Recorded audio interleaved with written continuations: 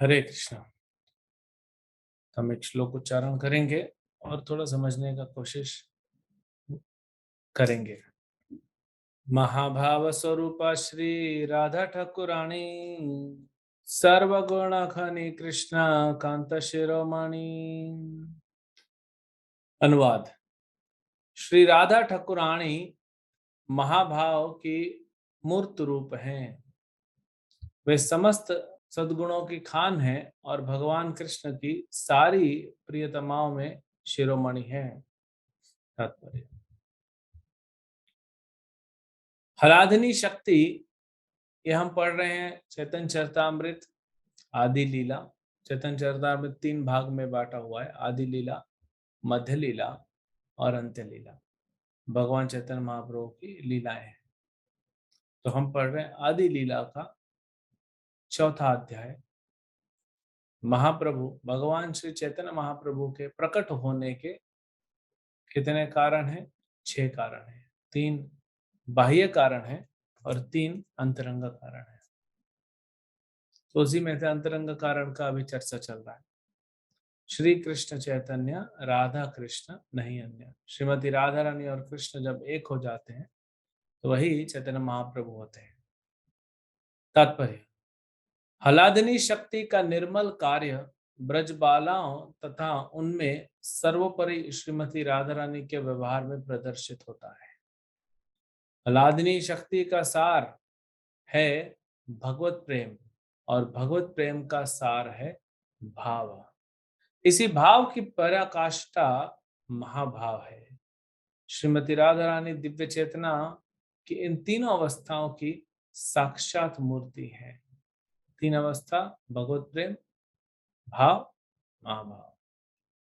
इसलिए वे भगवत प्रेम की सर्वोच्च सिद्धांत हैं और श्री कृष्ण को सर्वाधिक प्रिय हैं। तो सिद्धांत या तत्व समझना अति आवश्यक है।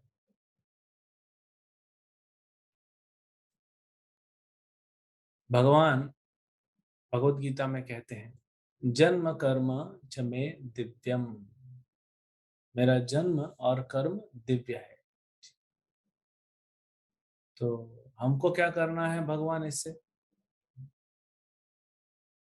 आप पूछ सकते हैं भगवान से, ठीक है आपका जन्म और कर्म दिव्य है, लेकिन हम क्या करें?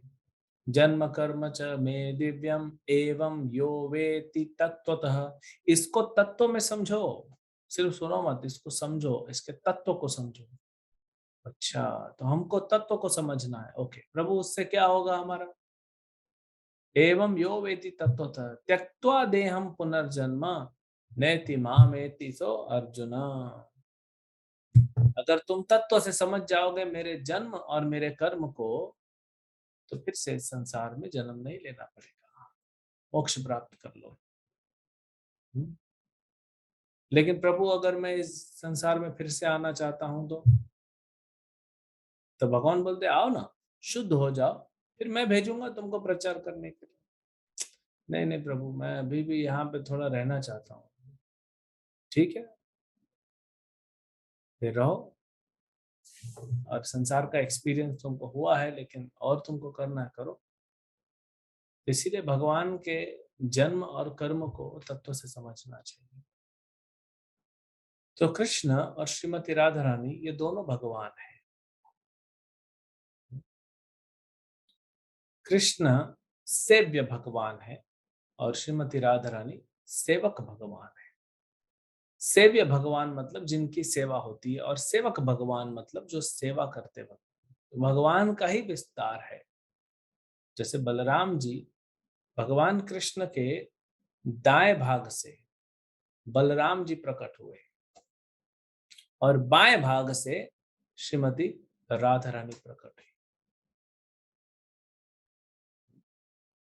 तो कृष्ण है, कृष्ण के दाएं भाग से बलराम जी प्रकट हुए और बाएं भाग से श्रीमती राधा रानी। तो बलराम, कृष्ण और राधा रानी, यही है सत, चित और आनंद। सत का प्रतीक बलराम जी, चित्त का प्रतीक, ज्ञान का प्रतीक कृष्ण और आनंद देने वाली श्रीमती राधा रानी। फिर भगवान ने बलराम जी को बोला, अभी मैंने तुमको प्रकट कराया, अब आप जाइए पूरी सृष्टि संभालिए। तो फिर उन्होंने शंकरसन, अनिरुद्ध, प्रद्युम्न, वासुदेव, नारायण, भगवान के 3 पुरुष अवतार, फिर पूरा भौतिक संसार सब वो बनाते बलराम जी। कृष्ण क्या करते हैं? कृष्ण वृंदावन में रहते हैं, श्रीमती राधा रानी और अन्य गोप और गोपियों का विस्तार करते हैं। तो वो भी गोप और गोपियां भी भगवान का विस्तार है।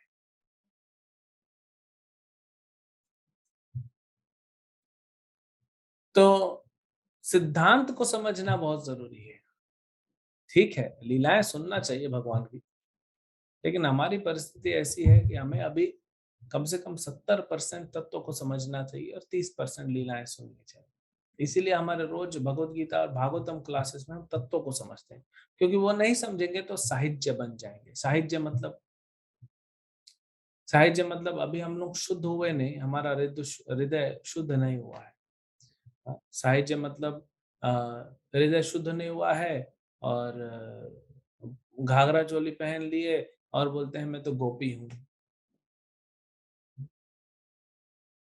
बहुत साल पहले की बात है, करीब 20-22 साल हो गया। उत्तर प्रदेश में आई थिंक लखनऊ में या कानपुर में कोई पुलिस वाला था।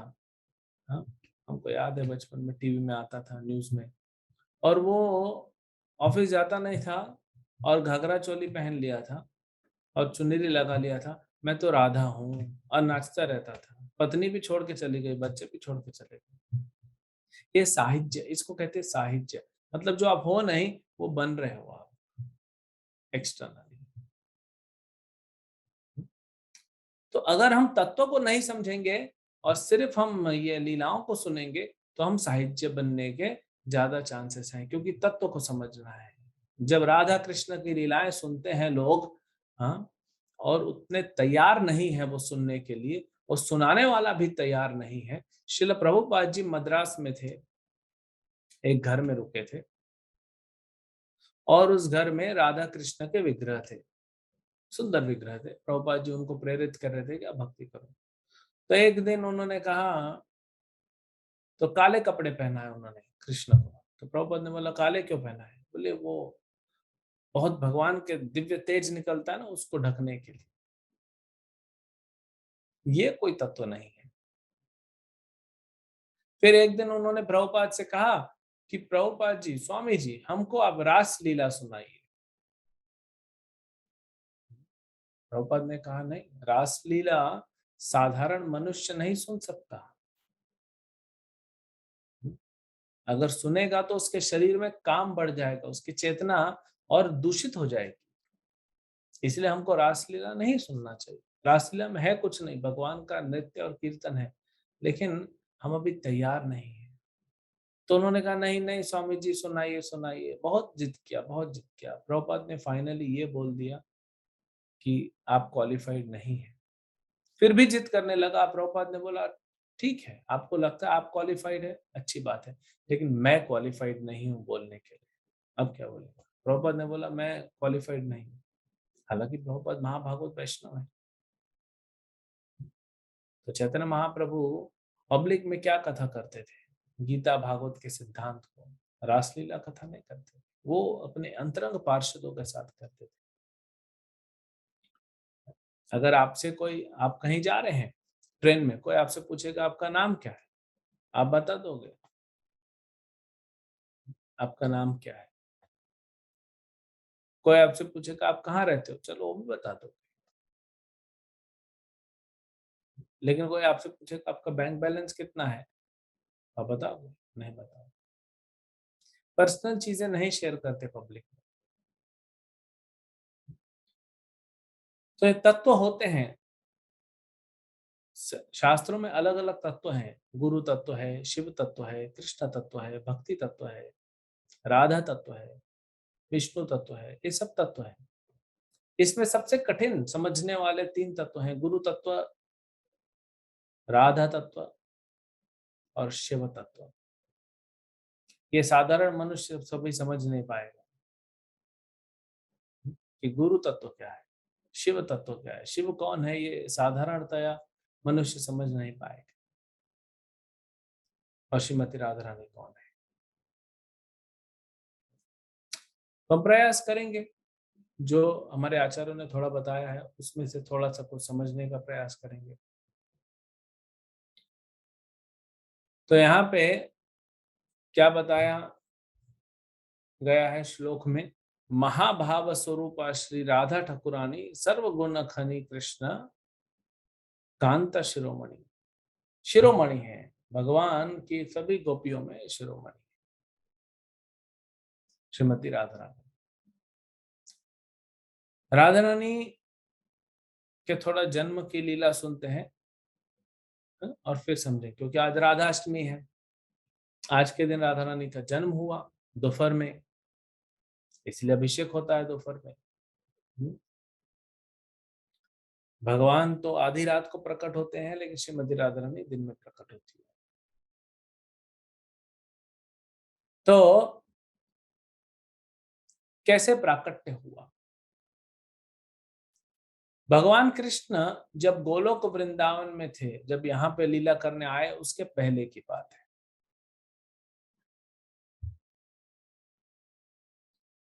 अभी अभी जन्माष्टमी कथा में हमने सुना कि कैसे भूमि देवी गाय का रूप लेके देवताओं के पास जाती है, और ब्रह्मा जी बोलते हैं चलो हम भगवान कृष्ण के पास जाएंगे, और वहां प्रार्थना करते। कृष्ण ने बोला सब लोग प्रकट हो जाओ, मैं आऊंगा। तो कृष्ण गोलोक वृंदावन में श्रीमती राधा रानी से कहते हैं कि आप चलिए, हम लोग अभी भूलोक में पृथ्वी पे जाके लीला करेंगे। श्रीमती राधा ने बोली नहीं, मैं नहीं जाऊंगी। अरे वो कोई जाने का जगह है, गंदा सा जगह है, दुखालय है। आप तो खुद बोलते हो दुखालय अशाश्वतम है, उधर क्यों जाना मुझे? कृष्ण बोलते प्रचार करने जाना है ना, उनका उद्धार कैसे होगा? अब राधा रानी तो मेन कृपा शक्ति है भगवान की, तो वो तो चाहते हैं कि हमारा उद्धार हो जाए। इसलिए हरे कृष्ण महामंत्र में देखिए, हरे हरे हरे बार बार आता है, श्रीमती राधा रानी है। तो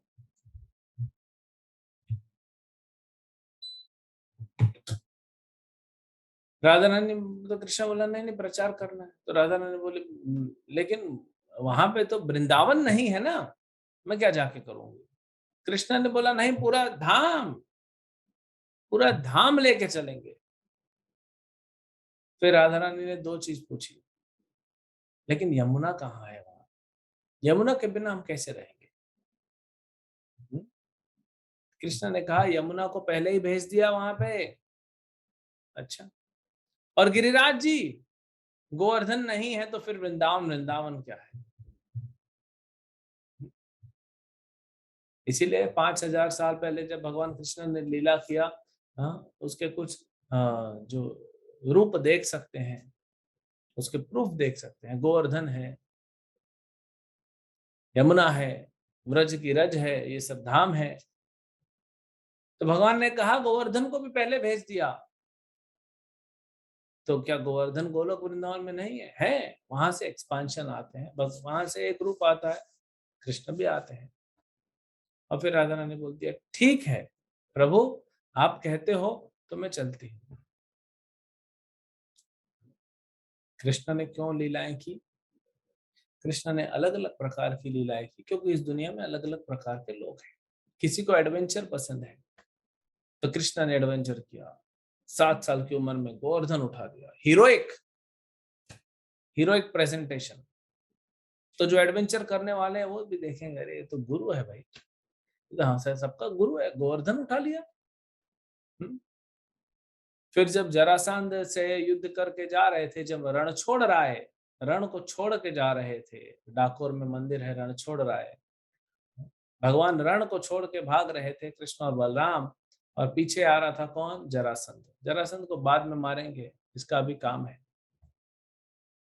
तो फिर कृष्ण और बलराम एक पर्वत से कूद जाते हैं, और जरासंध नहीं पहुंच पाता है। वो पर्वत का साइज श्रीमद् भागवतम में बताया गया 88,000 मील ऊंचा। कितना? 88,000। 88 मील है, 88,000, जो भी 88 मील भी है तो भी बहुत बड़ा है। आप सोचेंगे इतना बड़ा पर्वत कहाँ है? तो ऐसे अद्भुत कार्य करते हैं भगवान। तो एडवेंचर वालों को खींचते हैं। फिर एक्शन, कुछ लोगों को एक्शन मूवीज पसंद है, तो भगवान दिखाते हैं एक्शन को कैसे करना है। एक एक असुर को कहता पकड़ पकड़ के धो दिया। हाँ? और गधे को, कौन था गधा तालवन में? हाँ? धेनुकासुर। वो गधे को कैसे पकड़ा? पूंछ पकड़ के घुमा दिया, मर गया। अरिष्टासुर को कैसे पकड़ा? उसका पूंछ पकड़ घुमाया, मर गया। और वो जो केशी घाट पे आया था, केशी उसको कैसे मारा? उसके तो मुंह में एक हाथ डाल दिया और उसका शरीर ककड़ी के जैसा फट गया। जैसे पका हुआ पपीता आप ऐसे फेंक दो ऊपर छत से जमीन पे तो कहते फट जाएगा, ऐसा केशी का शरीर फट गया। तो एक्शन वालों को अट्रैक्ट किया भगवान ने, एडवेंचर वालों को अट्रैक्ट किया। हम्म? कोई भी आजकल ये मूवीज ज्यादा चलती है ना, बच्चे देखते हैं। हाँ, साई-फाई मूवीज बोलते हैं इनको। मतलब ये अद्भुत चीजें दिखा देते हैं। तो भगवान ने अद्भुत चीजें दिखा दी, मुख में पूरा ब्रह्मांड दिखा दिया, और उससे क्या अद्भुत है बताओ? पूरा मुख में ब्रह्मांड दिखा दिया। फिर नटखट बालक का चोरी की लीलाएं, मिट्टी खाने की लीलाएं, वो कुछ लोग को नटखटपना अच्छा लगता है तो वो भी आकर्षित हो जाए। कैसे भगवान अलग अलग भांति भांति प्रकार के लोगों को अट्रैक्ट कर रहे हैं। लेकिन फिर भी इस संसार में एक ऐसा रस है जो हम सबके अंदर बड़ा गहराई से घुसा हुआ है। और वो है, हाँ, ये जो स्त्री और पुरुष का एक दूसरे के प्रति परस्पर आकर्षण, ये बहुत गहराई से घुसा। तो भगवान कहते हैं, और भी कुछ लीला है, मतलब भगवान कहते हैं कि मैं जब अपना प्रेम की लीला प्रकट करूंगा, ये भौतिक संसार के स्त्री और पुरुष क्या पढ़ना चाहते हैं?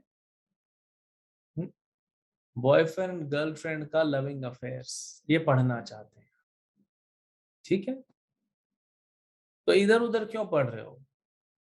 ओरिजिनल पढ़ो। मैं करके दिखाता हूं, क्योंकि जब वो पढ़ोगे तो हृदय शुद्ध होगा, तो मेरे तरफ आकर्षित हो जाओगे। तो ये भगवान का, तो इसीलिए श्रीमती राधा रानी का आना बहुत आवश्यक था। हमको आकर्षण करने के लिए भगवान ने ये लीलाएं की।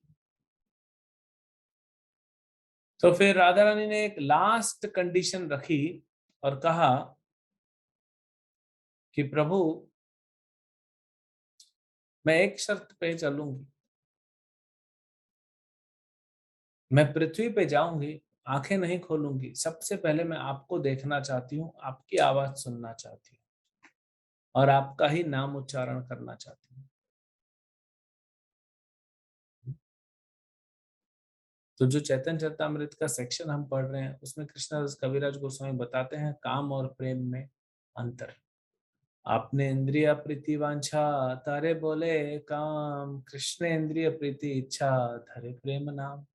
हम जब अपने लिए करते हैं उसको काम कहते हैं, जो कि एक जंग लगे हुए लोहे के समान है।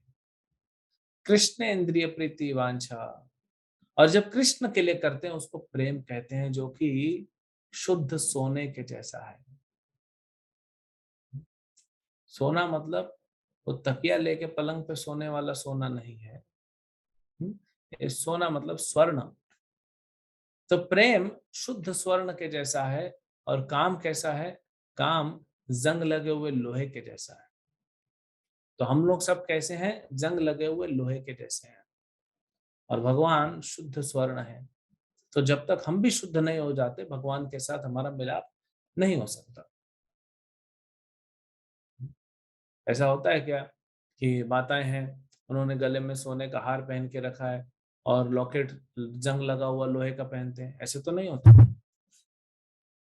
पूरे हार का शोभा खराब करते हैं। तो उसको साथ में नहीं लाने देंगे। तो भगवान इसीलिए हमको शुद्ध करवाते हैं साधना भक्ति से, कि बेटा पहले जंग निकालो, फिर लोहे से तुम तांबा बनो, पीतल बनो, चांदी बनो, सोना बनो, करते जाओ, साधना करते जाओ गुरु के आश्रय में रह के। अब हम हैं जंग लगे हुए लोहे के जैसे, लेकिन हम जानना चाहते हैं स्वर्ण की लीलाओं के बारे में, राधा कृष्ण लीलाओं के बारे में, तो क्या कुछ समझ में नहीं आए? टाइम भी वेस्ट हो जाएगा, और हमारा हृदय और खराब होता जाएगा, चेतना और दूषित होती जाएगी। तो ये मूर्ख लोग हैं जो ये लीलाओं को पब्लिक में कहते हैं, और दूसरे ये मूर्ख ही नहीं है, ये दोषी है, ये अपराधी है, ये कृष्ण के चरणों में अपराध कर रहे हैं। श्रीमती राधा रानी का नाम ऐसे पब्लिक में है तो आना भी नहीं चाहिए। हम थोड़े ना जाके बताते, हम बताते हैं अपने माता पिता के बारे में जाके पब्लिक में। उनका जो परस्पर संबंध है पति पत्नी का, हम वो जाके, हमको भी नहीं पता रहता, हम जाके दूसरों को क्या बताएंगे। तो हम अभी शुद्ध नहीं है, इसीलिए ये चर्चाओं को नहीं करना चाहिए, अपराधी होते हैं, और जो सुनने वाले हैं वो भी अपराधी बन जाते हैं। तो फर्क है काम और प्रेम में। तो कृष्ण की जो ये लीलाएं हैं गोपियों के साथ, ये शुद्ध है, ये भौतिक संसार नहीं है। श्रीमती राधा रानी कोई स्त्री नहीं है। ऐसा नहीं कि श्रीमती राधा रानी एक लड़की है और कृष्ण जो है वो एक लड़का है, और दोनों जवान हैं। हाँ, 14 साल की राधा रानी है, 16 साल के कृष्ण है, और दोनों कॉलेज से आते हैं और फिर घूमने जाते हैं, गार्डन में जाते हैं, रेस्टोरेंट में जाते हैं, मूवी देखने जाते हैं, व्हाट्सएप पे चैटिंग करते हैं, वीडियो कॉल करते हैं। क्योंकि हम उस स्तर पे हैं, इसलिए हम उनके बारे में भी वैसे ही सोचेंगे। कुपमंडूक सिद्धांत, न्याय बोलते हैं इसको, कुपमंडूक लॉजिक। कुएं में मेंढक होता है ना, जो भक्त नहीं है, नास्तिक है, उसको आप भगवान के बारे में बताएंगे तो नहीं मानेगा, क्योंकि वो भगवान को भी अपने स्तर से ही नापने का प्रयास करता है। जैसे कुएं में मेंढक है, अब उसको जाके दूसरा मेंढक आया वहां पे कुएं में, तो ये पूछता है तुम कहाँ से आए हो? बोले मैं तो हिंद महासागर से आया हूँ। अच्छा, तुम हिंद महासागर से आए, तो हिंद महासागर कितना बड़ा है? मेरे कुएं जितना है कि इससे छोटा है? बोलता मूर्ख कहीं का, कुएं से बहुत बड़ा है। अच्छा, कुएं से और बड़ा है? कितना बड़ा है? तो अपना पेट फुलाता है वो मेंढक। देखो ये मेरे पेट जितना, इतना बड़ा है हिंद महासागर, नहीं और बड़ा है, और फुलाता है, इतना बड़ा है, नहीं और बड़ा है, और पेट फुलाता है, और पेट फुलाता है, और पेट फुलाते फुलाते पेट फट जाता है। हाँ? एक कुएं का मेंढक हिंद महासागर की बराबरी करने चला है। तो इसीलिए जो व्यक्ति तैयार ही नहीं है वो कैसे समझेगा? आजकल बच्चे वीडियो देखते हैं, मूवीज देखते हैं, समझते हैं। आजकल के बच्चे थोड़े ज्यादा शाणे हो गए हैं, लेकिन किस चीज में उनकी बुद्धि ज्यादा चल रही है? भौतिक चीजों में।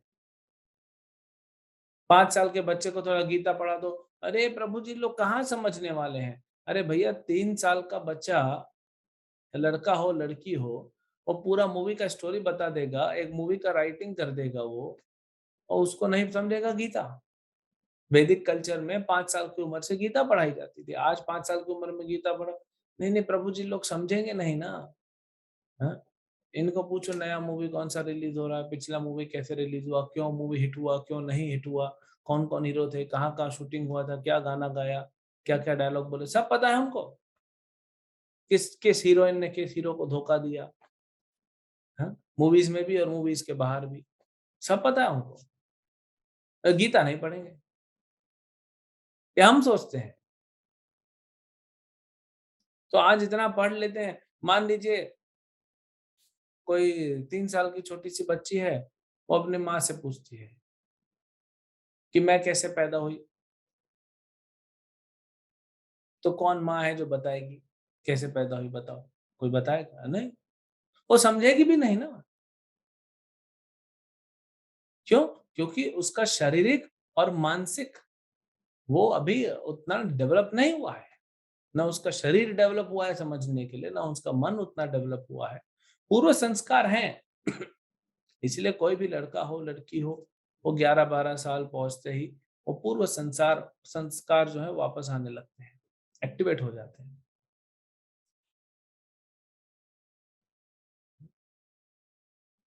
3 साल की छोटी सी लड़की ड्रामा करने के स्कूल में, और वो एक प्रेग्नेंट लेडी का रोल कर रही है, कर सकती है, वो रोल है, लेकिन वो रियल नहीं हो सकता, क्योंकि वो तैयार नहीं है। वैसे ही हम चेतना वाइज तैयार नहीं, हमारी चेतना तैयार नहीं है अभी कि हम इन चीजों को समझ सकें। तो राधा रानी और ये गोपियां, ये कोई साधारण लड़कियां नहीं है, ये कृष्ण के शरीर से प्रकट हुए हैं।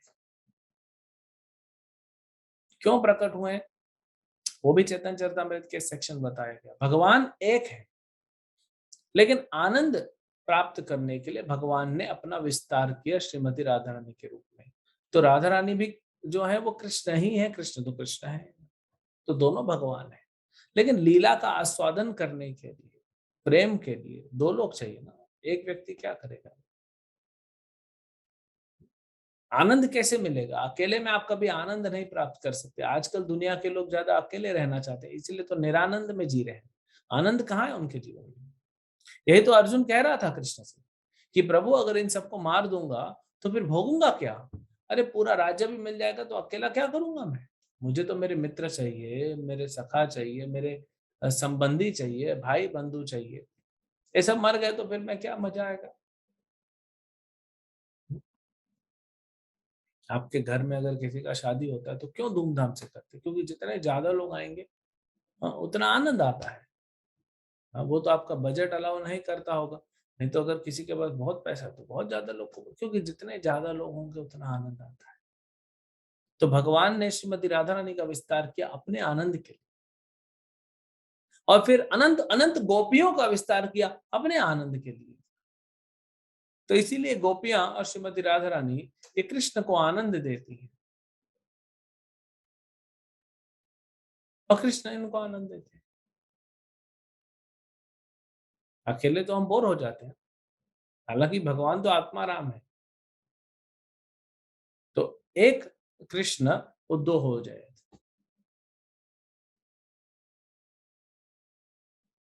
वो है राधा कृष्ण। और फिर जब समय होता है ये दोनों फिर से मिल भी जाते हैं, राधा रानी और कृष्ण दोनों मिल जाते हैं। तो वो कौन हो जाते हैं? श्री कृष्ण चैतन्य महाप्रभु।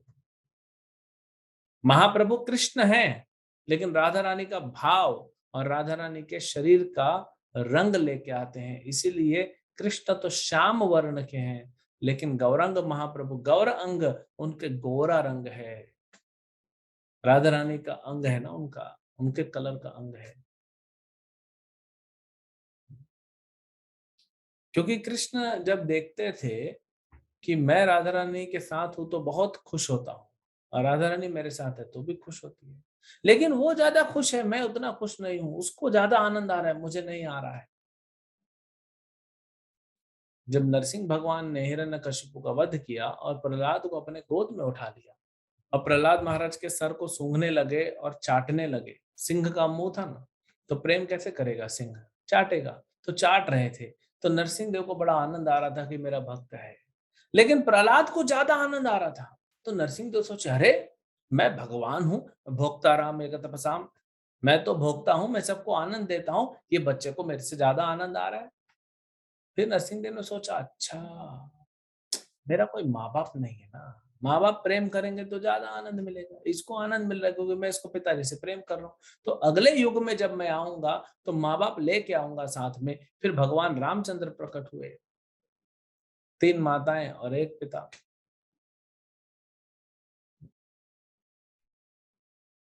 तो फिर हुआ, लेकिन फिर भी भगवान बोले, रामचंद्र भी सोचे कि नहीं नहीं और आनंद होना चाहिए, तो फिर कृष्ण के रूप में आए, बहुत सारे सखा, बहुत सारी सखियां, माता पिता हैं ये सब। तो कृष्ण लीला कर रहे हैं।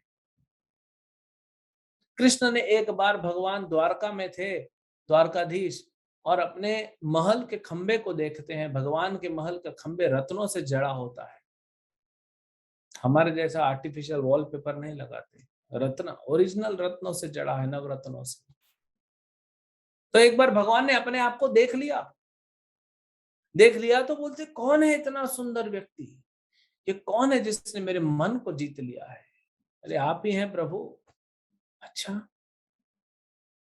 तभी भगवान सोचते हैं कि जो गोपियां हैं और राधा रानी है, ये मेरे साथ रहती है तो इनको ज्यादा आनंद मिलता है, मुझे नहीं मिलता है। तो मुझे और आनंद प्राप्त करने के लिए क्या करना पड़ेगा? मुझे गोपी का भाव लेना पड़ेगा, मुझे राधा रानी के भाव को समझना पड़ेगा, उनकी चेतना को समझना पड़ेगा। लेकिन कैसे समझूंगा मैं?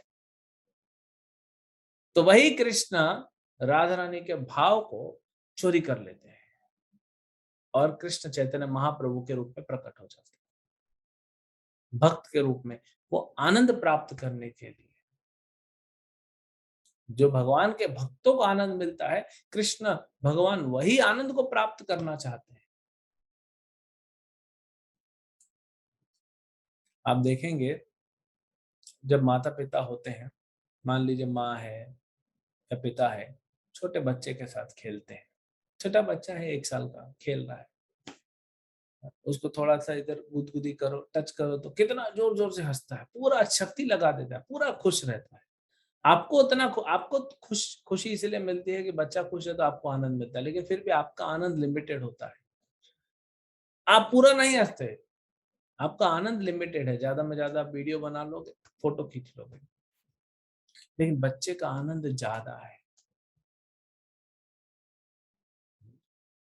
तो कृष्ण यही आस्वादन करना चाहते थे कि मुझे आनंद नहीं मिल रहा, गोपियों को ज्यादा आनंद मिले, तो इसलिए कृष्ण चैतन्य महाप्रभु के रूप में प्रकट होते हैं। उस उस आनंद का आस्वादन करने के लिए जो श्रीमती राधा रानी को मिलता है।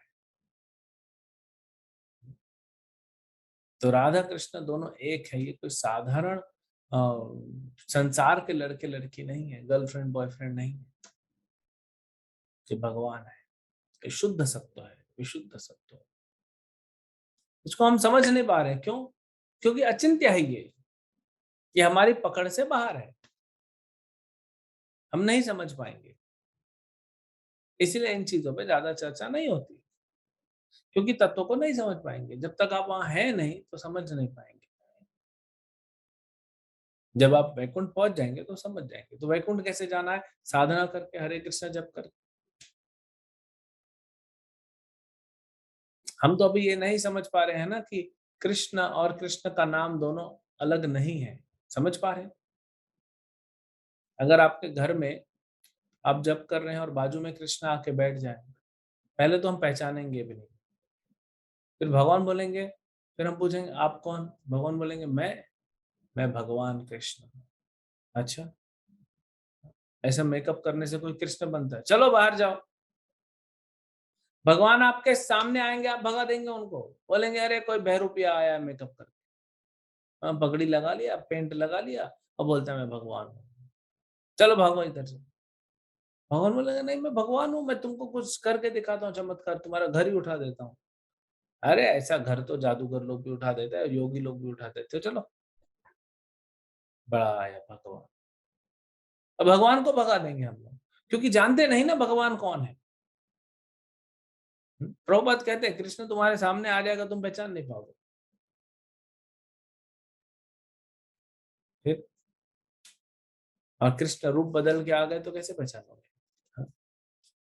आप लोकल ट्रेन में खड़े हैं और वहां पे एक लड़का खोला 16 साल का, जीन्स पहन के, कैप पहन के, गॉगल लगा के, बढ़िया इधर चेन में लगा के खड़ा हो गया और आपको बोल रहा है मैं कृष्ण हूँ, देखो मेरा मोर मुकुट, और टोपी हटा के दिखा रहा है भगवान अपना मोर पंख। अब पहचानो? नहीं पहचानो। आप क्या बोलोगे? आप बोलोगे क्या सवेरे सवेरे गांजा पी के आए थे? कृष्ण बोलता है अपने आप। कैसे ही होते हैं ना, तो नशा करने वाले ऐसी बातें करते हैं।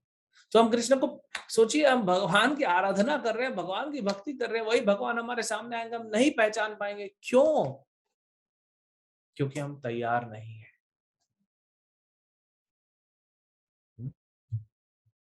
प्रेमांजनाचुरित भक्ति विलोचनेन संत सदैव हृदयेषु विलोकयन्ति। हम नहीं पहचान पाएंगे क्योंकि प्रेम नहीं। अब मान लीजिए आप पहचान गए, आपको पता पड़ गया ये कृष्ण है और कृष्ण आपके बाजू में बैठा है, कितना ध्यान पूर्वक कृष्ण की सेवा करेंगे? हाँ? अपने घर में आपके पास जो भी कुर्सी सोफा जो भी होगा वहां बैठाएंगे भगवान को, रुके रुके रुके प्रभु, नया कपड़ा ला के बिछाएंगे, ये गंदा है, ये कपड़ा पे बैठिए। हम सोफे के ऊपर या गद्दे के ऊपर आपके लिए कपड़ा बिछा, आप बैठिए। कितना ध्यान से सेवा करेंगे। ऐसा थोड़ी है भगवान को बोलेंगे आप बैठ जाओ और आप सो गए, ऐसा होगा? लेकिन जब हरे कृष्णा जप करते हैं तो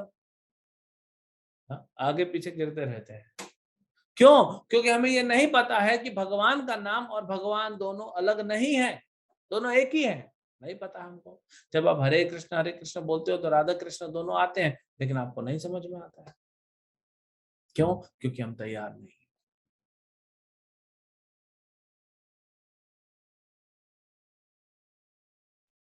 इसीलिए शास्त्रों में ज्यादा ये राधा तत्व के बारे में ज्यादा बात नहीं की गई, क्योंकि जब तक आप शुद्ध नहीं हो जाते इन चीजों को समझ नहीं पाते। तो इसीलिए हमको क्या प्रयास करना चाहिए? साधना भक्ति से हमको हरे कृष्ण महामंत्र से, गीता भागवत पढ़ने से, सिद्धांत को समझने के, भगवान की सेवा करने से, भगवान के भक्तों की सेवा करने से, ये सब करते करते आप जो है वो शुद्ध होते जाएंगे। जैसे शुद्ध होते जाएंगे भगवान हृदय में बैठे वो आपको प्रकाशित करेंगे ज्ञान, दिव्य ज्ञान हृदय प्रकाशित हो। भगवान यहाँ बैठे, आप यहाँ बैठे, दोनों बाजू बाजू में। फिर भगवान अपना आईपैड निकालेंगे और दिखाएंगे, देखो अब तुम इतने शुद्ध हो गए हो, लेवल 3 पे पहुंच गए हो, तो ये देखो लेवल 3 में क्या क्या होता है। फिर लेवल 4 में जाओगे तो भगवान फिर आईपैड दिखा के लेवल 4 दिखाएंगे आपको, हृदय में ही सब। दिव्य ज्ञान हृदय प्रकाशित हो, सब हृदय में होगा। तो इसीलिए राधा रानी और कृष्ण को कुछ साधारण नहीं समझना चाहिए। अब जानती माम मूढ़ा मनुष्यम तानुमाश्रितम, भगवान कहते हैं मूर्ख लोग हैं जो कहते हैं कि मैं मनुष्य हूं। तो जब कृष्ण मनुष्य नहीं है तो राधा रानी कैसे? तो इन दोनों का फिर जो प्रेम का संबंध है वो साधारण कैसे हो गया? इसलिए अपराधी हैं जो पब्लिक में बात करते हैं राधा कृष्ण की। भगवान चैतन्य महाप्रभु श्रीमती राधा रानी का इतना कृपा है, वही राधा रानी का भाव लेके आए हैं। एक बार प्रभुपाद जी बैठे थे मायापुर में, और प्रभुपाद जी के एक शिष्य थे तमाल कृष्ण महाराज, और एक गौड़िया मठ के सन्यासी थे, तीन बैठे थे। तो तमाल कृष्ण महाराज बोल रहे थे कृष्ण सबसे ज्यादा कृपालु है, कृष्ण की कृपा है। और वो दूसरे सन्यासी बोल रहे थे नहीं, चैतन्य महाप्रभु सबसे ज्यादा कृपालु है, देख लो नमो महावाद्य है, चैतन्य महाप्रभु कृपालु है, नहीं बोले कृष्ण कृपालु है। दोनों में थोड़ा सा अनबन हो गया। ये अच्छा है, ऐसा अनबन गलत नहीं, क्योंकि शास्त्रों के आधार पर होता है। तो दोनों ने सोचा प्रभुपाद से पूछते हैं, चलो प्रभुपाद से बात की, दोनों ने अपना अपना पक्ष रखा। प्रभुपाद बोले तुम दोनों गलत हो, न कृष्ण कृपालु है, कृष्ण कृपालु है, लेकिन कृष्ण कृपालु है, महाप्रभु कृपालु है, लेकिन दोनों से ज्यादा कृपालु कौन है? श्रीमती राधा रानी। वही राधा रानी का भाव लेके महाप्रभु है, इसलिए महाप्रभु कृपालु, क्योंकि भगवान की कृपा शक्ति है श्रीमती राधा रानी, आदि शक्ति है। कृष्ण आदि पुरुष है और राधा रानी आदि शक्ति है।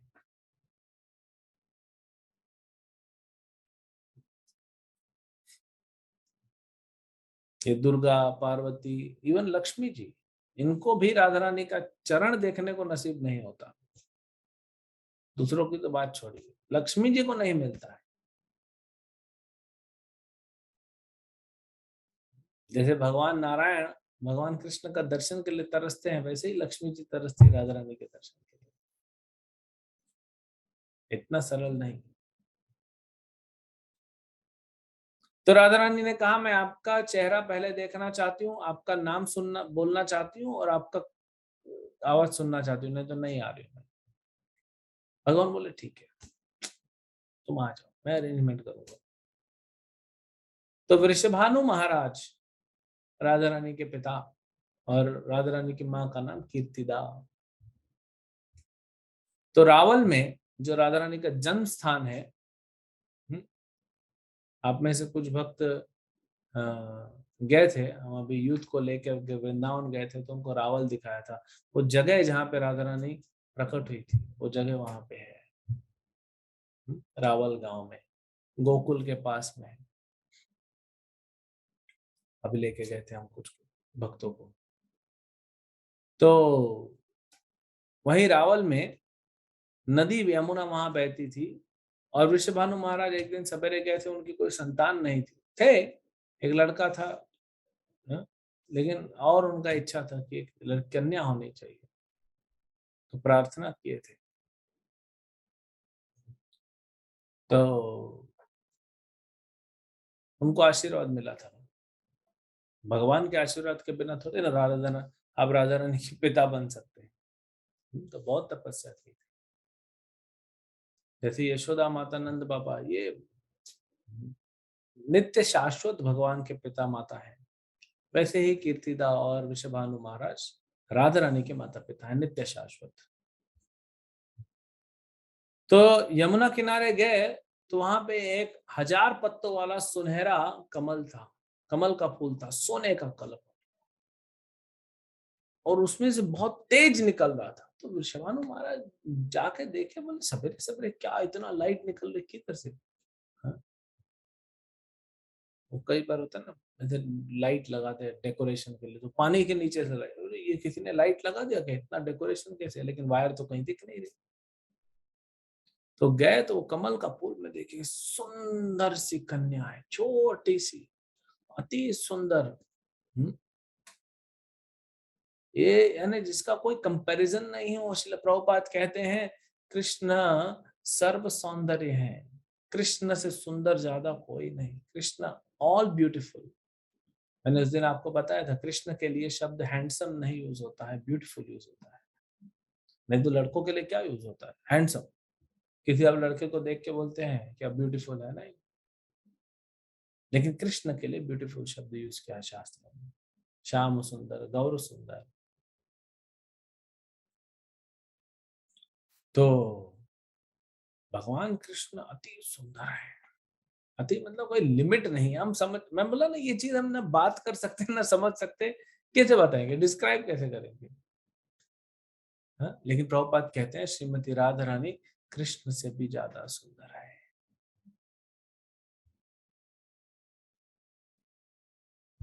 तो राधा रानी वहां प्रकट हुई छोटी सी कन्या के रूप में, उनका तो हृदय ही बैठ गया। ऋषभानु महाराज जब देखे तो हृदय उनका बैठ गया, तुरंत उसको गोद में लिए और घर लेके आए, गोद में लिए। आप सोचिए, श्रीमती राधा रानी छोटी बालिका के रूप में उनको गोद में लिए, जैसे यशोदा कृष्ण को गोद में लेती है तो क्या आनंद होगा। हम क्या इसको डिस्क्राइब कर सकते हैं? नहीं कर सकते। वैसे ही वृषभानु महाराज ने जब श्रीमती राधा रानी को अपने गोद में उठाया होगा, उनका आनंद का कोई सीमा नहीं रही होगी। वर्णन दिया है शास्त्रों में, जब नंद बाबा ने कृष्ण को देखा, हाँ, अगले दिन नंदोत्सव में, क्योंकि रात को प्रकट हुए थे तो सब तो सो रहे थे, अगले दिन आके जब जब आए, कृष्ण को देखा और यशोदा को देखा, माता यशोदा रोने लग गई। इतना खुश थी वो, इतना आनंद वो संभाल नहीं पा रही थी। तब तक तो चुप थी, अकेली थी, फिर नंद बाबा आए तो वो होते ना, इतना जो इमोशनल हो जाते हैं हम, हाँ, इतने आनंद मिलता है। और नंद बाबा ने जब कृष्ण को उठाया अपनी गोद में, हाँ, नंद के आनंद भाई और जयत नहीं अलाल की तो कोई सीमा नहीं थी। इतना आनंद मिला नंद बाबा को। वैसे ही वृषभानु महाराज ने उठाया जब राधा रानी को, क्या उनका गदगद हो गए, संभाल नहीं पाए, इतना आनंद मिल जाए। और उनको लेके कहाँ पे आते हैं, माता कीर्तिदा को देते हैं कि देखो भगवान की कृपा से हमको एक कन्या मिली है। कीर्तिदा माता ने जब देखा, बोले ये तो हमारी बेटी है, इसको हम कहीं नहीं जाने देंगे, ये हमारी बेटी है। और दोनों उसको पालन करने लगे। लेकिन कुछ समय हो गया, ये लड़की आंख नहीं खोल रही, सुनती नहीं है। बच्चे होते हैं ना, चुटकी बजाओ तो इधर उधर देखते हैं, तो आवाज, उनका कान के सामने ऐसे चुटकी बजाओ तो ऐसे देखेंगे, इधर चुटकी बजाओ इधर देखेंगे, तो कुछ तो आवाज में रिस्पॉन्ड करते हैं ना, इधर उधर गर्दन हिलाते हैं। ये न सुन रही है, न बोल रही, न देख रही, आंखें बंद है, खोल नहीं रही। हम्म? तो किसी को पता भी नहीं, इन्होंने बताया भी नहीं, क्या बताएंगे कि हमको एक इतनी सुंदर कन्या मिली, हमारी बेटी है वो। लेकिन वो अंधी है, बहरी है, गूंगी है, कैसे बताएंगे? तो बस पालन करते, किसी को बोले नहीं। जहां न पहुंचे रवि, वहां पहुंचे कवि। जहां सूर्य भी नहीं पहुंच सकता, वहां कवि पहुंच जाते हैं। हाँ, वहां भगवान के भक्त पहुंच जाते हैं। और यहाँ पहुंच गए श्री नारद मुनि। नारद मुनि ब्रज का भ्रमण कर रहे हैं, अपने प्रभु का दर्शन करके, नंदलाल का दर्शन करके आए। हाँ, अब माता का दर्शन करना चाहते हैं, किशोरी का दर्शन करना चाहते हैं। तो नारद मुनि आए, घर घर में जा रहे हैं, पूछ रहे हैं, कोई बता नहीं पा रहा है, किसी को पता नहीं। फिर इधर वृषभानु महाराज से मिले, बोले बैठो। नारद मुनि को बैठाया, उनका सेवा सत्कार किया। अपने परिवार से मिलाइए, तो मिलाए परिवार से। वृषभानु महाराज हैं, कीर्तिदा है, उनका एक पुत्र है श्रीदाम, एक पुत्र है, हाँ, श्रीदाम। तो नारद मुनि के पास इतना ही परिवार है, और कोई नहीं है? बोले नहीं। फिर पूछा नारद मुनि, और कोई नहीं है आपके परिवार में? फिर वृषभानु महाराज बोले, नारद मुनि से तो झूठ नहीं बोल सकते। बोले अब आपसे क्या छुपाए मुनिवर, एक पुत्री है, कन्या है, लेकिन ऐसी ही है। तो नारद मुनि तो खुश हो गए, क्योंकि वो जान गए कि किशोरी जी प्रकट हुई है। वो प्रकट हुई, भगवान प्रकट हुए, वो भी प्रकट हुई है, वो समझ गए, लेकिन कहाँ है वो देखना चाहते हैं। तो नारद मुनि ने कहा कि मुझे ले चलो, मैं देखना चाहता हूँ। अब ऋषभानु महाराज बोले चलो, क्योंकि हो सकता है, आप तो बड़े संत हैं, आपके दृष्टिपात करने से हो सकता है वो ठीक हो जाए। चलो चलो चलो। तो भगवान और भगवान के भक्तों को मिलाने का जो सेवा है ना, ये सबसे ज्यादा आनंद देता है भगवान को। और आप राधा कृष्ण का मिलन कराओगे, हनुमान जी ने सीताराम का मिलन कराया, यहाँ नारद मुनि राधा कृष्ण का मिलन कराने जा रहे हैं। तो फिर वृषभानु महाराज लेके गए उस कमरे में, वहां पे राधा रानी सोई है। नारद मुनि ने दर्शन लिया, समझ गए, अब प्रणाम करना चाहते, लेकिन करे कैसे, तो बाबा बीच में खड़ा है ना। तो वृषभानु महाराज को बोले आप बाहर जाइए, मुझे थोड़ी देर अकेले इस कन्या के साथ रहने दीजिए। तो वृषभानु महाराज बाहर चले गए। अब नारद मुनि है और वो छोटी सी कन्या है। तुरंत नारद मुनि ने प्रणाम किया, राधा रानी को अष्टांग दंडोत प्रणाम किया। और राधा रानी वहां पे नारद मुनि को दर्शन देती हैं किशोरी रूप में। राधा रानी का नित्य शाश्वत उम्र जो है वो 14 साल कुछ महीने है। 14 साल 2 ढाई महीने। और कृष्ण का जो नित्य शाश्वत उम्र है वो 16 साल और 2 ढाई महीने बराबर। तो वो किशोरी रूप का दर्शन दिया नारद मुनि को। राधा रानी इतने प्रसन्न हो गए, गदगद हो गए। हाँ, अपने आप को संभाल नहीं पा रहे थे। श्रीमती राधिका का दर्शन प्राप्त हुआ। राधा रानी ने कहा किसी को बताना मत। वो तो नहीं बताऊंगा माते, आप चिंता मत करिए, हमको पता है प्रभु भी आए हैं। लेकिन बोले ये क्या बात है, आप न बोल रही न सुन रही, परेशान है लोग।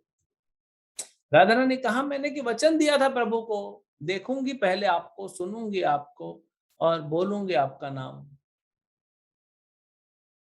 तो नारद मुनि बोलते मैं करता हूं ना, मैं अरेंजमेंट करता हूँ, प्रभु यहाँ पे आएंगे।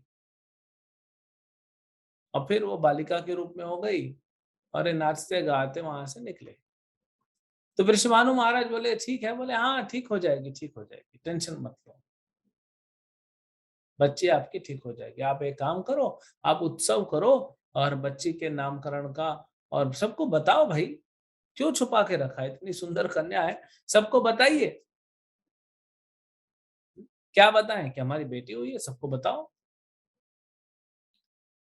विश्वानु महाराज को पहले तो थोड़ा शर्म आ रहा, नारद मुनि बोले तो ठीक है बताओ, तो सबको बुलाओ और नंद बाबा को जरूर बुलाना, क्योंकि नंद बाबा आएंगे तो यशोदा रानी आएगी, यशोदा रानी आएगी तो नंदलाल भी जरूर आएंगे, और वही तो पूरा प्रोग्राम है।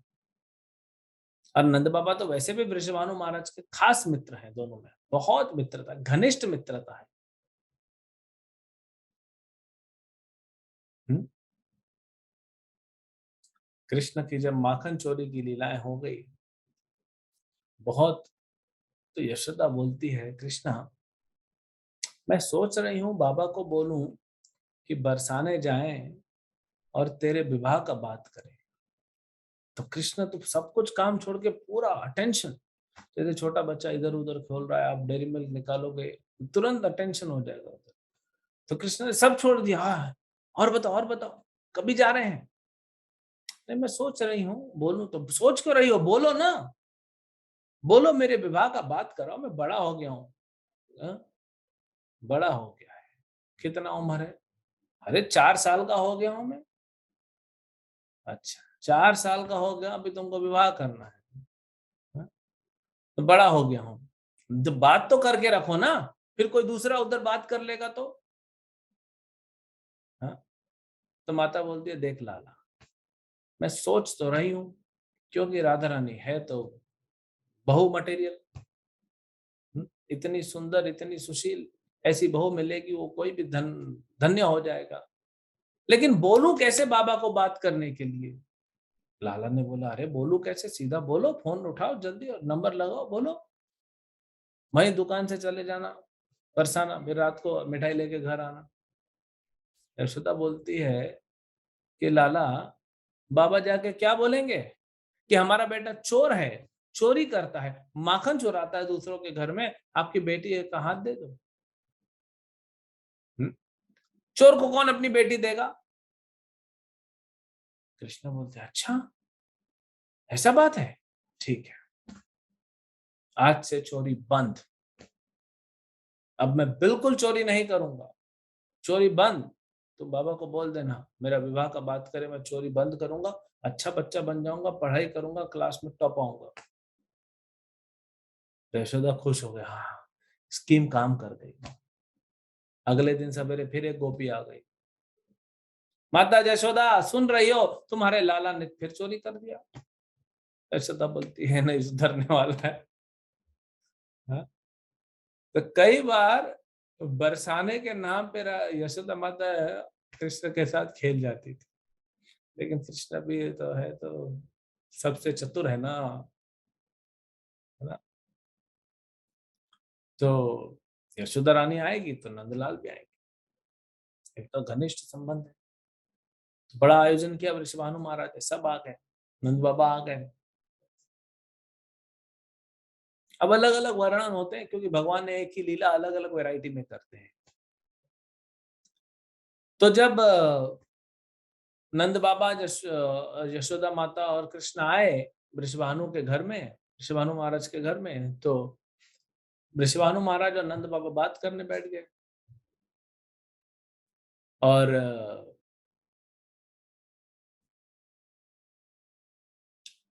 यशोदा माता और कीर्तिदा माता बात करने बैठ गई। यशोदा की गोद में कृष्ण थे। अब देखिए अलग अलग है, वैरायटी है, कोई कुछ गलत नहीं है इसमें, तो भगवान वैरायटी में लीलाएं करते हैं। तो एक आचार्य कहते हैं कि कृष्ण यशोदा की गोद में थे और राधा रानी कीर्तिदा की गोद में थी, और कृष्ण ने राधा रानी को हाथ लगाया। समझ गई अपने स्वामी के स्पर्श को कि हमारे स्वामी आ गए हैं, और तुरंत आंखें खोली और सबसे पहला दर्शन लिया कृष्ण का। और कृष्ण ने कान में कुछ बोला, सबसे पहला अभी कान खोला और कृष्ण की आवाज सुनी और मुंह से आवाज निकली कृष्ण। कोई के आचार्य कहते हैं कि यशोदा ने, होता है ना नए बच्चे को आप देखने जाते हो तो उसको गोद में उठाते हो, तो यशोदा ने गोद में उठा के राधा रानी को खिला रही थी और कृष्ण नीचे खड़े थे। है? तो कृष्ण ने यशोदा का साड़ी खींचना चालू किया। आप अगर अपने छोटे बच्चे को छोड़ के किसी दूसरे बच्चे को उठाए तो बच्चा रोने नहीं लगता, मेरे को क्यों नहीं उठा रही, उसको क्यों उठा रही है, तो मेरी माँ है ना। तो फिर यशोदा माता ने कृष्ण को भी उठा लिया, तो एक साइड में राधा रानी, एक साइड में कृष्ण, दोनों ही एक एक हाथ में थे और दोनों खेलने लग गए। तब कृष्ण ने स्पर्श किया, फिर राधा रानी उठी। और कुछ आचार्य कहते हैं कि कृष्ण खेलने चले गए और वहां राधा रानी पालने में थी, झूले में, और कृष्ण गए और स्पर्श किया। कोई भी हो, तीनों वैरायटी है भगवान के लीलाओं की, पर भगवान का स्पर्श हुआ तब राधा रानी। तो ये तो पहले से डील हो चुका था। तो ये राधा रानी का प्राकट्य की लीला है। कुछ अन्य लीलाएं आपको बताते हैं, तो इसमें सिद्धांत बहुत गहरा छुपा है। एक बार एक वैश्या थी, ये राधा अष्टमी के व्रत, आज जो व्रत रखेगा ना, आज व्रत रखना चाहिए। 12 बजे तक ही तो है। कृष्ण तो रात को 12 बजे तक आपको तपाते हैं। हाँ? करो बेटा, उपवास करो, रात को 12 बजे तक छोड़ना ना, नहीं तुमको शुद्ध करूंगा। लेकिन आचार्य कहते हैं राधा रानी बड़ी कृपालु है, दोपहर के 12 बजे ही खा लो बोलती है बेटा। स्त्री का स्वभाव होता है, उसका हृदय कोमल होता है।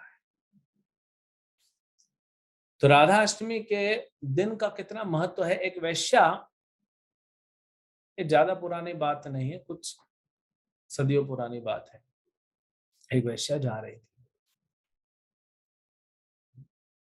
वो वैश्या थी, तो जब जा रही थी, वो तो अपने काम के लिए जा रही थी, तो रास्ते में एक मंदिर आया और वहां पे कीर्तन चल रहा था, राधा रानी के नाम का कीर्तन चल रहा था। तो उसको बड़ा आकर्षक लगा, अरे राधा रानी का कीर्तन चल रहा, थोड़ी देर बैठ जाती हूँ, और बैठ गई जाके। और वहां पे राधा रानी के कीर्तन में चलते चलते हैं, कीर्तन सुनते सुनते सुनते इतना रम गई, इतना रम गई, इतना रम गई कि बैठे बैठे बैठे घंटों बीत गए और पूरी तरह अब्जॉर्ब हो गई, और कीर्तन खत्म होते होते होते इसका शरीर छूट गया, मर गई है वैश्या वही मंदिर में। और तुरंत तुरंत राधा रानी की कृपा से उसको गोपी का शरीर मिला, और तुरंत वो गोलोक वृंदावन भेज दिया गया। ये राधा अष्टमी के व्रत का फल है। एक बार श्रीमती राधा रानी अपनी सखियों के साथ जा रही थी गोवर्धन एरिया में, रोज जाती हैं, तो ये भी जा रही थी, तो एक वहां पे पास में एक गोवर्धन के पास एक छोटा सा ऐसे खड्डा था, और वहां के कुछ बच्चों ने क्या किया था, एक सियार के बच्चे को खड्डे में डाल दिया था, और खड्डे के सामने सूखे पत्ते लगा के आग लगा दी। अभी अगर छोटे से खड्डे में आपको डाल दिया जाए और मुख पे आग लगा दिया जाए, तो आप तो जोर जोर से चिल्लाओगे बचाओ बचाओ बचाओ, तो सियार रोने लग गया, जोर जोर से रोने लग गया। राधा रानी के कान में इस सियार के बच्चे की, हाँ, ये पुकार पहुंची। राधा रानी रोने लग गई, बोली कौन है जो हमारे ब्रज में ऐसा रो रहा है, ऐसा कौन है जो हमारे ब्रज में रो रहा है, मेरे रहते हुए अगर हमारे ब्रज, वृंदावनेश्वरी तो यही है ना, हाँ? वृंदावन की ईश्वरी राधा रानी है। तो बोलती कौन हमारे ब्रज में रो रहा है, इतना दीनता से कौन रो रहा है, ओ ललिते कुछ करो, मैं नहीं सह सक रही हूँ ये दुख। राधा रानी रोने लग गई, इतनी करुणा है, हाँ? इतनी करुणा है राधा रानी का। कृष्ण की जितनी कृपा, अनंत कृपा है, वही राधा रानी मूर्तिमान स्वरूप है। जो कृपा है वही राधा रानी है। तो राधा रानी का इतना कृपा है, वो बच्चा रो रहा था सियार का, ललिता को बोली सब गोपियां पूरा फैल गई गोवर्धन में, जल्दी जल्दी ढूंढो, लाखों करोड़ों करोड़ों गोपियां है ना, फटाफट फटाफट ढूंढो। जैसे ही मिला वो फिर वहां से अग्नि को हटा के, बच्चे तो भाग गए थे, अग्नि को हटा के उस सियार के बच्चे को ले जाती, बेचारा थोड़ा जल गया था। ललिता जी लेके आती हैं और राधा रानी के चरणों के पास रखती है। इस सियार का बच्चा अभी भी रो रहा था, राधा रानी को देखा, शांत हुआ, और राधा रानी के चरणों में आश्रय लिया, स्पर्श किया राधा रानी के चरण, नहीं स्पर्श नहीं किया, वहीं बैठ गया आश्रय लेके कि मुझे आप बचाइए, देखो मेरा हालत क्या हो गया है। तो राधा रानी ने अपना चरण लेके और उसके सर पे रखा। जैसे ही राधा रानी ने अपना चरण स्पर्श किया उस सियार के बच्चे पे, वो तुरंत एक गोपी के रूप में बदल गया, तुरंत एक गोपी बन गया। और राधा रानी बोले ललिता को, इसको हमारे ग्रुप में ले आओ, अभी हमारी सखी है। तो ये कृपा है राधा रानी। तो ऐसे अनंत कथाएं हैं, कृपा की कथा है राधा रानी की। एक बार द्वारका की रानियों ने सोचा कि हम हमेशा कृष्ण राधे राधे राधे राधे बोलते रहते हैं, हमेशा देखो तो राधे राधे बोलते हैं। जानते हैं गोप, देखिए ये रानियां भी गोपियां ही हैं, ये लीला को बढ़ाने के लिए। बोले राधा रानी के हम जानते हैं, लेकिन अभी अभी अभी आपका विवाह हो गया हमारे साथ, अभी भी आप वो गोपी गोपी राधे राधे बोलते रहते हो रात को, रोज रात को सोएंगे और राधे राधे गोपी गोपी गोपियों का नाम लेते रहेंगे, तो पत्नी को तो अच्छा नहीं लगेगा ना। तो एक दिन सबने सोचा कि हम राधा रानी से मिलेंगे, तो राधा रानी से मिले। तो सबने कहा राधा रानी के हृदय में कृष्ण रहते हैं। तो इन सबने ना क्या किया, एक गर्म दूध, देखिए लीला है, वही सत्यभामा जो रानी है वो राधा रानी है, जो रुक्मणी जी है वो भी राधा रानी का विस्तार है। ये सब द्वारका की रानियां राधा रानी का ही विस्तार है, सिर्फ ये लीला हो रही है हमको सिखाने के लिए, राधा रानी की महानता को प्रकाशित करने के लिए। तो उन्होंने क्या किया, बहुत ज्यादा गर्म दूध, बोला कि राधा रानी को कहा ये कृष्ण का महाप्रसाद दूध है। बहुत गर्म था, गिलास पकड़ते नहीं बन रहा था। हाँ, पकड़ा और राधा रानी को बोला तुरंत पी जाओ, तुरंत पी गई। और गोपियां रानियों ने सोचा इसको गरम गरम दूध पिला दिया, अंदर जल गया होगा। अब फिर सब रानी अपने अपने घर आ गई। अब ये कृष्ण जो कि एक हैं, दरबार में बैठते हैं कृष्ण एक, लेकिन घर जाते हैं तो 16,108 हो जाते हैं। तो 16,108 कृष्ण अपने अपने रानियों के महल में जाते हैं, और रात को जब पहुंचते हैं, नहा धो के बैठते हैं, खाना वाना खा के, तो सभी रानियां देखती हैं कि कृष्ण के पूरे शरीर पे फफूंद लग गया है। हाँ, फफूंद वो क्या होता है, बॉयल हो गए हैं, जल गया है पूरा शरीर।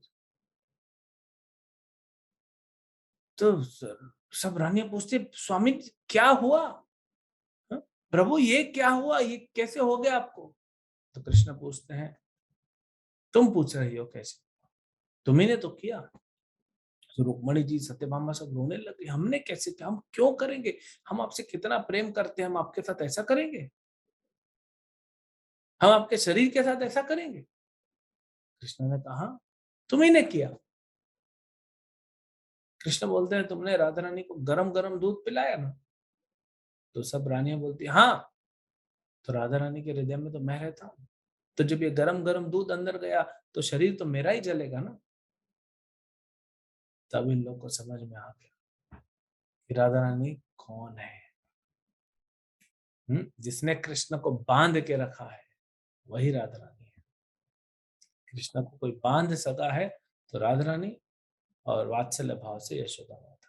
और लीला सुना है एक आपको, बांधने वाला आया। तो वृंदावन में एक कृष्ण नहीं है, एक तो यशोदा के कृष्ण है, एक राधा रानी के कृष्ण है, दोनों में कंपटीशन चलता है।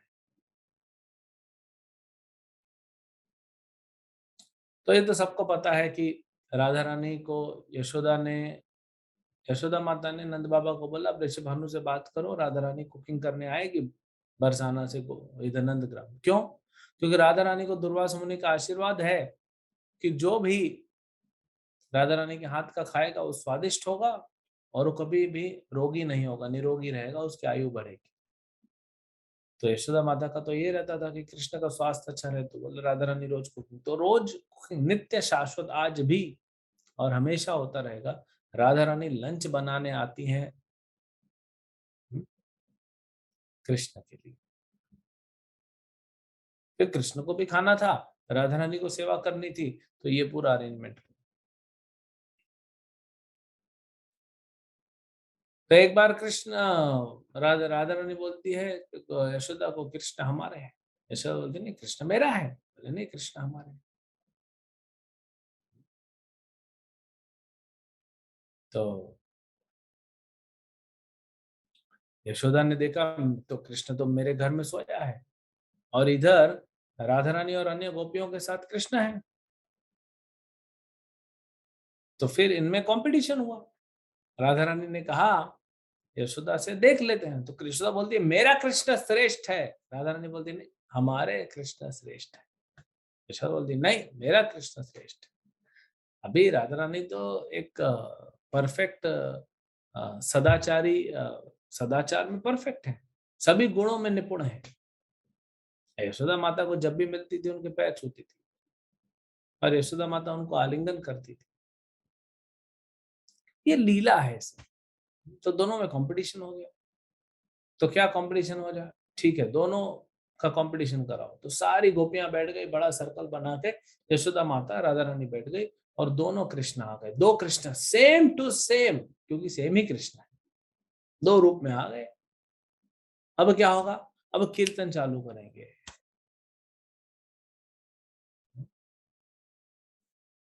तो गोपियों ने कीर्तन चालू किया और कृष्ण नाचने चालू किया। देखे तो सही भाई, कौन यशोदा का कृष्ण ज्यादा श्रेष्ठ है कि राधा रानी का कृष्ण ज्यादा श्रेष्ठ है। ये कंपटीशन था। तो कीर्तन चालू किया गोपियों ने। वहां हरे कृष्ण कीर्तन चालू हो गया।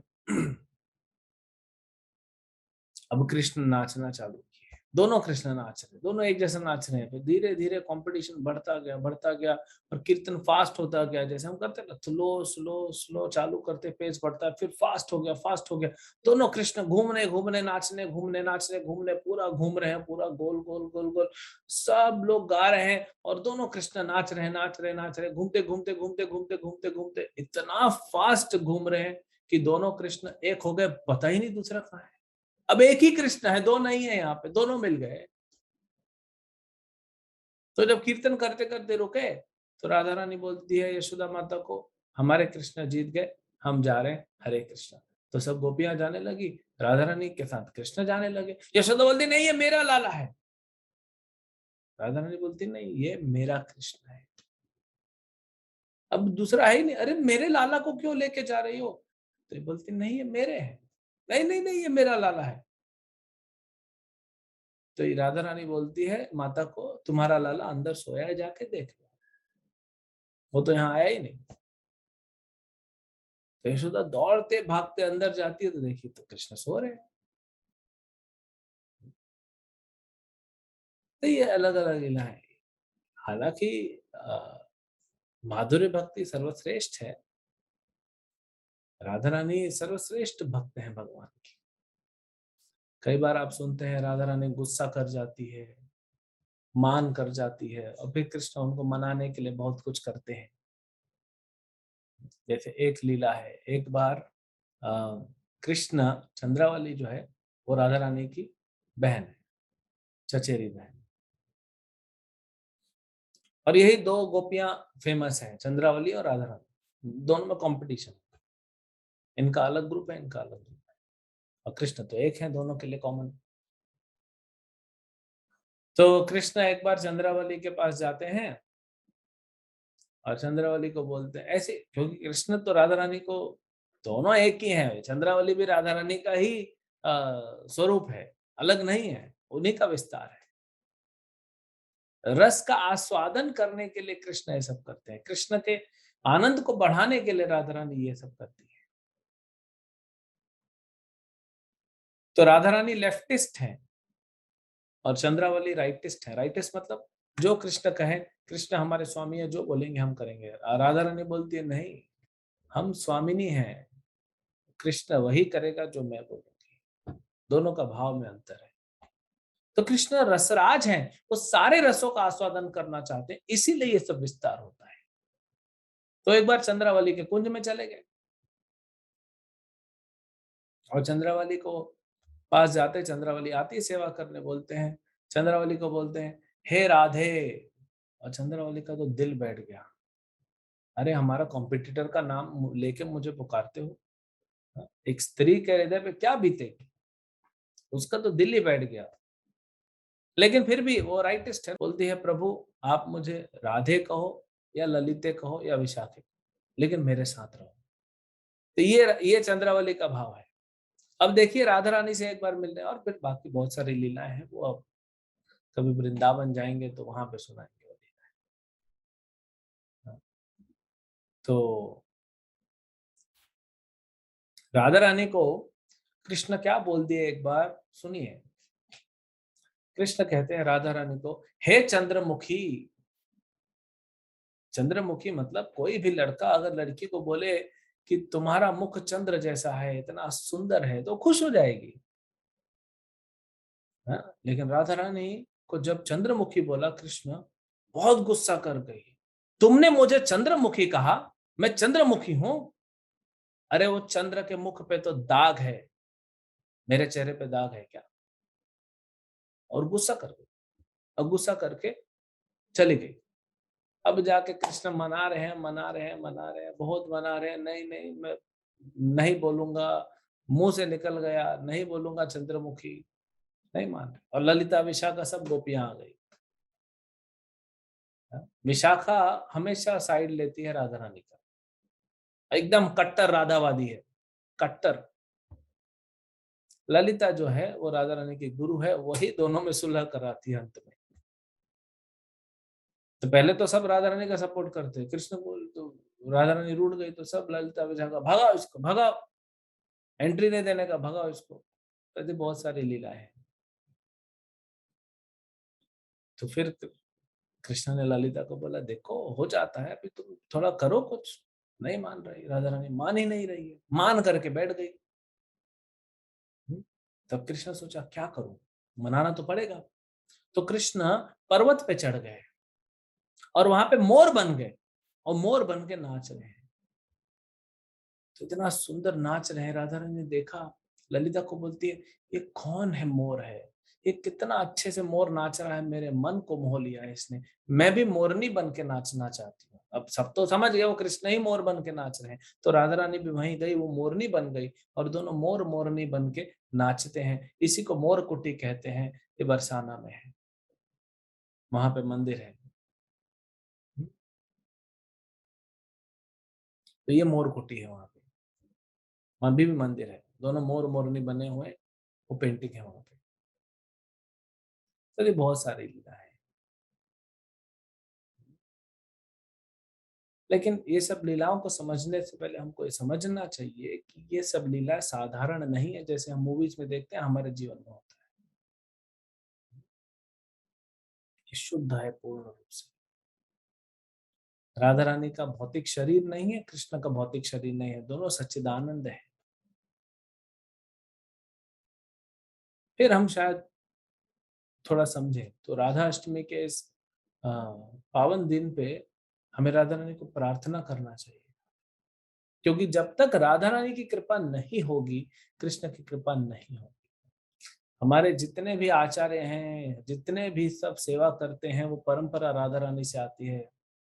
जब तक राधा रानी स्वीकार नहीं करेगी हमारी सेवा को, कृष्ण नहीं स्वीकार करेगा। और राधा रानी इतनी कृपालु और इतनी नम्र है। आप जब थोड़ा सा जप करते हैं ना, थोड़ा सेवा करते हैं, तो राधा रानी कृष्ण से क्या कहती है कि प्रभु, ये कितना अच्छा भक्त है, ये कितनी अच्छी भक्तिन है, ये मेरे से ज्यादा सेवा कर रहे हैं आपके लिए, देखो इसका भाव तो देखो। ये 16 माला में 15 माला तो पूरा सोया, एक माला में भी 108 में से 100 जो नाम है उसको याद नहीं, सुना नहीं, 8 में से भी 7 इधर उधर चला गया, एक मंत्र सुना, तो भी राधा रानी कृष्ण से कहती है, देखिए प्रभु, ये कितना अच्छा भक्त है, आप इस पे कृपा करिए। कृष्ण देखते हमारी और बोले, ये हाँ, गटर में सुअर भी इससे अच्छा होता है, ये लोग भक्ति नहीं कर रहे हैं। तो कृष्ण को नहीं जमता है कृपा देना, लेकिन राधा रानी बोलती है, क्या करेंगे, देना पड़ता है। तो अगर हमको कृष्ण का कृपा चाहिए, क्योंकि हम तो असुर हैं, असुरी प्रवृत्ति है हमारे अंदर, लेकिन फिर भी अगर कृष्ण का कृपा प्राप्त करना चाहते हैं, तो राधा रानी का कृपा प्राप्त करना पड़ेगा। और राधा रानी का कृपा कैसे प्राप्त होगा? गुरु का सेवा करके, क्योंकि गुरु राधा रानी के ही प्रतिनिधि है। गुरु के आश्रय में रह के जब हम भक्ति करेंगे, साधना करेंगे, तब राधा रानी का कृपा मिलेगा। और आज के स्पेशल दिन पे, राधा अष्टमी में, हम तो राधा रानी से प्रार्थना करना चाहिए कि माता हमें कृपा करो, और सेवा करेंगे तो कृपा मिलेगी, सेवा नहीं करेंगे तो कृपा नहीं मिलेगी। कृष्ण का नाम, हरे कृष्ण मंत्र आप जप करेंगे तो राधा रानी बड़ी प्रसन्न हो जाती है। तो जब वो कहती हैं कृष्ण से कि इस पे कृपा करो, तो कृष्ण के पास और कोई रास्ता ही नहीं है, कृपा करनी पड़ती है, न चाहते हुए भी करनी पड़ती है। नहीं तो कृष्ण हमारी तरफ देखेंगे, बोले असुर है, इसको क्या कृपा देना, इसको कितना समझा रहा हूँ सुनता नहीं है, अपराध करता है। जप में सोता है, भागवतम में सोता है, पढ़ता नहीं है, क्लास में टाइम पे आता नहीं है, ज़ूम लगा के अपना घर का काम करने लग जाता है, सुनता नहीं है लेक्चर। तो भगवान बोलते हैं लेकिन राधा रानी बोली इसीलिए कृपा देना पड़ता है। तो ये श्रीमती राधा रानी का अनंत करुणा है। शिव जी ने एक बहुत सुंदर भजन लिखा है, श्री राधा कृपा कटाक्ष। शिव जी ने लिखा है, बहुत सुंदर। उसमें बताते हैं कि राधा रानी का कृपा कटाक्ष। कटाक्ष मतलब होता है साइड से। राधा रानी डायरेक्ट नहीं देखेगी, साइड से थोड़ा देख लिया हमारे ऊपर, बस एक उनका वो साइड लॉन्ग ग्लांस, मतलब वो कृपा कटाक्ष हो गया, बस निकल जाएंगे। लेकिन उसके लिए मेहनत करना पड़ेगा, मेहनत करना पड़ेगा, पुकारना पड़ेगा। हमारी आवाज यहाँ से श्रीमती राधा रानी तक पहुंचनी तो चाहिए ना। अगर हम सो जाएंगे जब में तो कैसे होगा? सेवा करेंगे तभी तो उनको दिखेगा। हम्म? उनके मैसेंजर्स हर जगह हैं, उनको खबर पहुंच जाएगी राधा रानी को कि देखो ये सेवा कर रहा है, ये सेवा कर रही है। देखो वो माता ने कितना सुंदर भोग बनाया कृष्ण के लिए, कितना सुंदर व्यंजन बनाया। राधा रानी बोलती है अच्छा, कृष्ण के लिए इसने सुंदर भोजन बनाया है। अब राधा रानी से अच्छा तो कोई बना नहीं सकता पूरी सृष्टि में। अच्छा क्या बनाया है? पराठा बनाया है, वो पनीर का सब्जी बनाया है, हलवा बनाया है। हो प्रभु को तो हलवा बहुत पसंद है। फिर वो जाके कृष्ण को बोलती है कृष्ण आप ये स्वीकार कर लीजिए, ये भोग भी स्वीकार कीजिए, ये भक्त को भी स्वीकार कीजिए। मैं तो देखिए, मैं तो भक्ति करने का प्रयास कर। राधा रानी कृष्ण को बोलती है कि मैं तो भक्त नहीं बन पा रही हूँ, मैं प्रयास कर रही हूँ लेकिन बन नहीं पा रही हूँ। वो कितनी अच्छी भक्त है, तो मैं उसकी सेवा करती हूँ जाकर। नम्रता तो देखिए राधा रानी का, करुणा देखिए। तो वो जब कृपा करती है तब हमारे ऊपर। तो ऐसी बहुत सारी लीलाएं हैं, लेकिन हमें तत्व को समझना चाहिए। तो राधा रानी का जो भी लीला होता है, उनका हंसना, उनका दुख मनाना, उनका मान कर जाना, गुस्सा कर जाना, वो एक गर्लफ्रेंड बॉयफ्रेंड जैसा नहीं। वो करती हैं क्योंकि कृष्ण रसराज, कृष्ण कृष्ण भगवान है, वो उनको आस्वादन कराने। कृष्ण को अच्छा लगता है, राधा रानी रूठ जाती है और कृष्ण मनाते हैं अलग अलग तरीके से।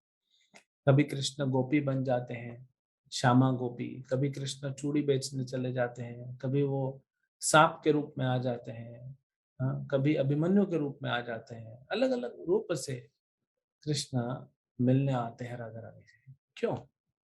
ये परकिया भाव जो है कि राधा रानी का विवाह हो गया अभिमन्यु से और कृष्ण मिलने आते हैं चोरी छुपे, राधा रानी भी चोरी छुपे मिलती है।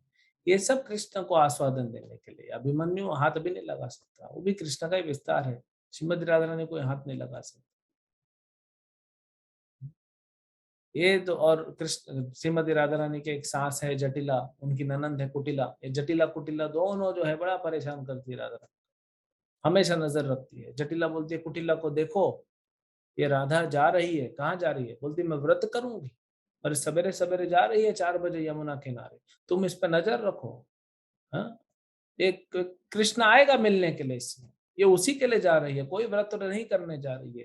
ये बोलती है मैं यमुना में व्रत करूंगी, बोलती है मैं सूर्य का पूजा करूंगी, ये सिर्फ कृष्ण से मिलने के बहाना है। कुटिला तू इसके पीछे जा, नजर रख। और ये नजर रखती है। तो ये सब लीला है। हाँ? बहुत सारी लीला है जटिला कुटिला की। राधा रानी के पीछे पड़ जाती है और फिर राधा रानी भी इनको चकमा दे देती है, सारी गोपियां इनको चकमा देती है, घुमा देती है कुटिला को सारी गोपियां। और राधा रानी कृष्ण से मिलने चली जाती है, पूरा घुमा देती है। एक बार कुटिला को, और गोपियां ना खबर गलत फैला देती है, तो कुटिला को बोलती है कि कृष्ण जो है ना, वो राधा रानी से मिलने घर में आने वाला है ससुराल में। अच्छा इतनी हिम्मत, मैं देखती हूँ। तो ये जाके अपनी माँ को बताती है कुटिला जटिला को। और ये लोग बढ़िया गाय का गोबर, पूरा कीचड़ गोबर सब तैयार रखते हैं कि कृष्ण आएंगे उसके ऊपर पूरा डाल देंगे, और झाड़ू वाड़ू सब मारने के लिए तैयार रखते हैं। कृष्ण आते हैं, अभिमन्यु का रूप ले लेते हैं। कृष्ण राधा रानी के पति का रूप लेके अभिमन्यु का रूप लेके आ जाते हैं। और जाते हैं तो जटिला कुटिला देखती है, तो भाई आया है, हमारा बेटा आया है, जा जा ऊपर जा अपने रूम में, राधा रानी की बैठी वहां पे जा।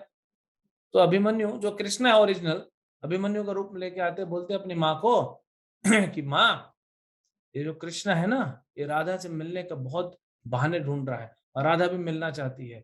अब मैंने सुना है कि वो और ढोंगी है ना, वो मेरा रूप लेके आएगा, मेरा रूप लेके आएगा, लेकिन तुम छोड़ना नहीं। मैं जाता हूँ अंदर, तुम छोड़ना नहीं। और कृष्ण चले जाते हैं अभिमन्यु के रूप में, राधा रानी के रूप में। अब ये ओरिजिनल अभिमन्यु आता है, हाँ? और जटिला कुटिला पकड़ती है, हाँ? किधर जा रहा है? हाँ, तो हम जानते हैं तू कृष्ण है। अरे नहीं, मैं तुम्हारा बेटा हूँ अभिमन्यु। नहीं, तुम कृष्ण है। अब पकड़ के झाड़ू मारना, डंडा मारना, गोबर डालना, कीचड़ डालना, पूरा धुलाई करके बांध देते हैं उसको। और इधर कौन है अंदर घर में? राधा रानी कहता तो कृष्ण है। तो ये सब लीलाएं जो हो रही हैं, ये कोई साधारण लीला नहीं है, बॉलीवुड का मूवी नहीं है, या हमारे कोई जैसे हमारे जीवन में नहीं। ये कृष्ण के रस को आस्वादन कराने, कृष्ण को रसास्वादन कराने के लिए, कृष्ण के आनंद को बढ़ाने के लीलाएं होती है। सब कृष्ण के लिए हो रहा है। राधा रानी को बुखार हो गया, बहुत तेज बुखार हो गया, कोई ठीक नहीं कर पा रहा है, कृष्ण ही वैद्य बन के आते हैं। और जब कृष्ण को देखती है, राधा रानी ठीक हो जाती है, क्योंकि विरह का ज्वर है ना, विरह में शरीर गर्म हो गया। तो बहुत सारी ऐसी लीलाएं हैं, बहुत बहुत लीला है। लेकिन पहले तत्व को समझे, पहले अच्छे से ध्यान पूर्वक हरे कृष्ण मंत्र तो जप करें, फिर तो राधा कृष्ण की लीलाएं सुनेंगे। हमारे आचार्य मना नहीं करते, वो बोलते हैं जल्दी जल्दी शुद्ध हो जाओ। शुद्ध हो जाओगे तो लीला सुनना क्या, तुम लीला में चले जाओ, वहां पे देखो जाके गोलोक वृंदावन में कैसे लीलाएं हो रही है।